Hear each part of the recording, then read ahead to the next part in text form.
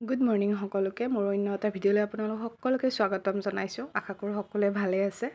মই মোৰ চুলিখিনিৰ কাৰণে এটা হেয়াৰ মাস্ক ৰেডি কৰিছিলোঁ, যিটো মই ধৰক সপ্তাহৰ মূৰত বা 10 দিনৰ মূৰত তেনেকৈ ব্যৱহাৰ কৰোঁ।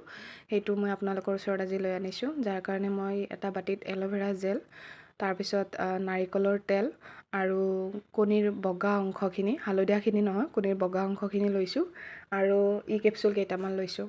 আপোনালোকে চুলিৰ লেন্থ অনুযায়ী আপোনালোকে বস্তুখিনি হিচাপ কৰিব। মোৰ চুলিখিনি অলপ দীঘল আছে আৰু গাইনটো বেছি, সেইটো কাৰণত মই অলপ বেছিকৈ ল'ব লগা হৈছে।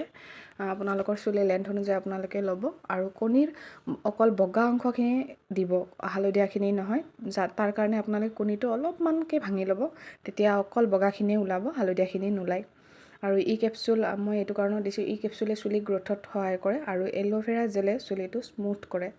আৰু নাৰিকলৰ তেলটোতো মই ইউজ কৰোঁ। আৰু এনেকুৱা নহয় যে মই নাৰিকলৰ তেল ইউজ কৰিছোঁ বুলি আপোনালোকেও নাৰিকলৰ তেলটোৱে ব্যৱহাৰ কৰিব। আপোনালোকে যিকোনো তেল যি আপোনালোকে চুলিত ব্যৱহাৰ কৰে সেইটো তেলে আপোনালোকে ব্যৱহাৰ কৰিব পাৰে। আৰু এনেকৈ ধুনীয়াকৈ মাস্কটো পূৰা ৰেডি কৰি লৈ আপোনালোকে আঙুলিৰ আগেৰে গোটেই চুলিৰ গুৰিত লগাব।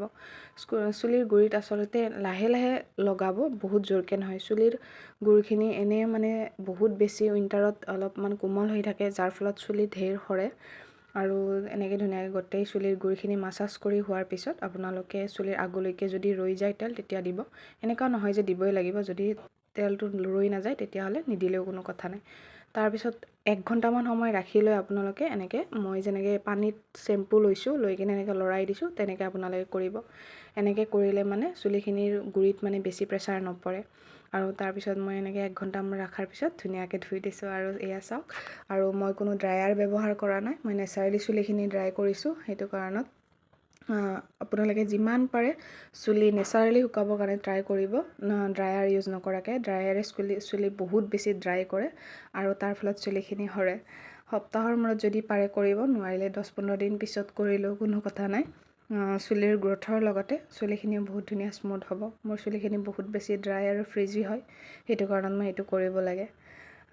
তো এয়া দেখিছেনে, ধুনীয়া হৈছে চুলিখিনি, চুইও বহুত বেছি ভাল লাগিছে। তো আপোনালোকে কৰিব পাৰে। আজিলৈ ইমানেই, থেংক ইউ।